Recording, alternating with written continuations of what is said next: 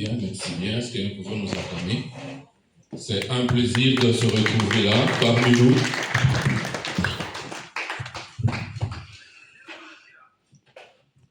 Ça fait un plaisir, je disais, de se retrouver parmi les nôtres. Quand je dis les nôtres, c'est-à-dire parmi les humains. Et l'humain ne vit pas seul, l'humain vit avec la nature. Et quand nous regardons autour de nous, ce que nous voyons, c'est ce qui nous entoure. C'est notre façon de vivre, c'est notre façon d'être. Je suis donc M. Niquez. Je suis un acteur de santé, parce que j'ai une formation en santé publique. Je suis un acteur dans le secteur de l'éducation, parce que j'ai une formation en psychologie et sciences de l'éducation, et particulièrement en ce qui concerne la famille, les couples et la sexualité. Je suis quelqu'un qui vit en communauté parce que j'ai passé une bonne partie de mon temps à côtoyer les gens qui étaient dans des situations de faiblesse. Faiblesse parce qu'ils avaient des problèmes de souffrance liés notamment aux maladies qui les rendaient fragiles. Quand je dis maladie fragile, je pense à l'épisode d'Ebola, pour ceux qui ont entendu parler d'Ebola. Je pense au VIH, pour ceux qui ont entendu parler du VIH. Et je parle du Covid, pour ceux qui ont entendu parler du Covid. Donc j'ai été au chevet de tous ces gens et accompagné ces gens qui ont souffert pendant un bon de temps de leur vie et parfois qui ont cédé de leur vie. Et quand on se retrouve on se retrouve face à ces genres de personnes, on a besoin de l'humanité. On a besoin d'Ubuntu. On a besoin de voir la vie autrement. Et quand on nous a sollicité pour intervenir, nous avons dit, nous allons faire nôtre cette participation dans cette conférence. Étant acteur de santé, il m'est arrivé de côtoyer pratiquement les hôpitaux et les maisons de retraite à Rennes. Et quelque chose m'a intrigué un peu. En interrogeant les gens qui soignent les personnes qui sont en maison de retraite, une question simple. Aimerait-il vivre dans la maison de retraite telle que nous les vivons aujourd'hui dans notre pays? En 90% des gens ils disent non. Je ne m'aimerais pas me retrouver dans la maison de retraite telle qu'on la vit aujourd'hui. Qu'est-ce que vous reprochez au système actuel? La réponse le plus souvent, c'est que je me sens abandonné, je me sens seul, loin de mon milieu, loin de mes habitudes. Je me sens moins soutenu. Et en voyant tous ces contextes, nous nous disons en fait, nous avons besoin de Ubuntu dans nos milieux. Et quand j'ai dit nous avons besoin d'Ubuntu dans nos milieux, on s'est dit et on se rend facilement compte que Ubuntu, c'est un mot qui est devenu un peu à la mode, si pas vraiment à la mode. Il suffit de taper sur Google Ubuntu, même sur Google Scholar, vous remarquerez qu'il y a beaucoup de documentation, il y a beaucoup d'écrits actuellement sur Ubuntu. Mais il y a un constat aussi, le monde évoluant, on se rend facilement compte que Ubuntu n'est pas traduit ou est difficilement traduit en français, parce que nous sommes en France, et même dans des langues les plus couramment parlées. Ces termes restent mitigés en quelque sorte pour comprendre bien c'est quoi Ubuntu. Plusieurs auteurs ont donné une définition à ces mots. Je ne vais pas en citer pour ne pas perdre trop de votre temps. Mais parmi ces définitions, on retiendra par exemple pour définir Ubuntu comme une attention que porte un être humain à un autre. Et cette attention est caractérisée par la gentillesse, la courtoisie, la considération, la bienveillance dans les relations entre les gens. Ubuntu apparaît donc comme un code de comportement, une attitude vis-à-vis de l'autre et vis-à-vis de la vie. Et chacun de nous a besoin d'avoir cette attitude positive vis-à-vis de l'autre et vis-à-vis de la vie. Ubuntu représente même, j'appellerais cela, les fonds de l'humain. Et parmi les gens qui essaient de le définir aussi, on le compare à ces contextes que je peux appeler humanité et fraternité. Fraternité pris dans le sens le plus large de l'espèce humaine. Tout ce qui a trait à l'humain. Ubuntu serait donc cet aspect de la vie humaine, cette considération qu'on a de l'humain. Et quand on tient compte de cette considération, on se rend compte qu'il y a une prédominance de la société sur l'individu. La société, la communauté prévaut sur ce qui est de l'individu seul. Ainsi, par exemple, pour mieux comprendre les contextes Ubuntu, plusieurs personnes ou plusieurs concepts sont généralement utilisés pour essayer de comprendre Ubuntu.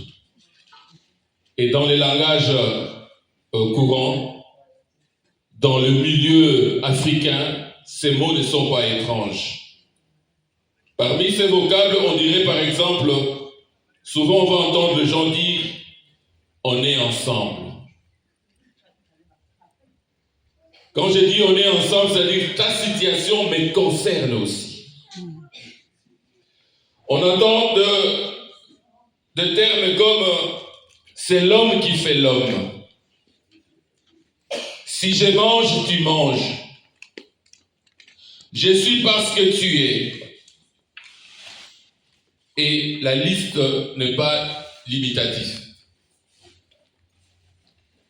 C'est donc pour dire qu'une personne pleine d'Ubuntu, c'est une personne ouverte et disponible pour les autres. Et nous pensons que dans nos cultures, je parlais tout à l'heure des personnes vivant avec le VIH, les personnes vivant avec Ebola, les personnes vivant avec le Covid. Nous avons vécu ici, pour la plupart, les cas de Covid-19. Nous avons vu comment la personne avec le Covid était chosifiée, entre guillemets. Éloignée de la sphère de l'humanité, laissée à une domination de machines seules,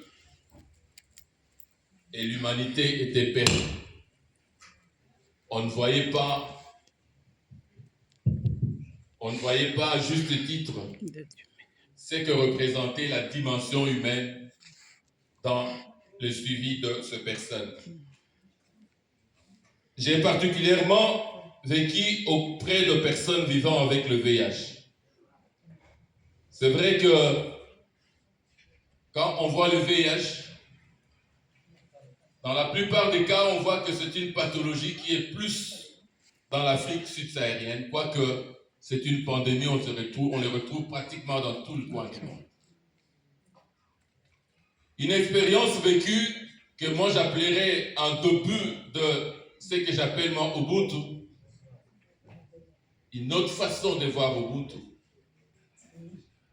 C'est que ces personnes généralement se retrouvent confrontées à un traitement qui est difficile à accepter parce qu'il faut les prendre à vie et dont l'incertitude plane sur le résultat.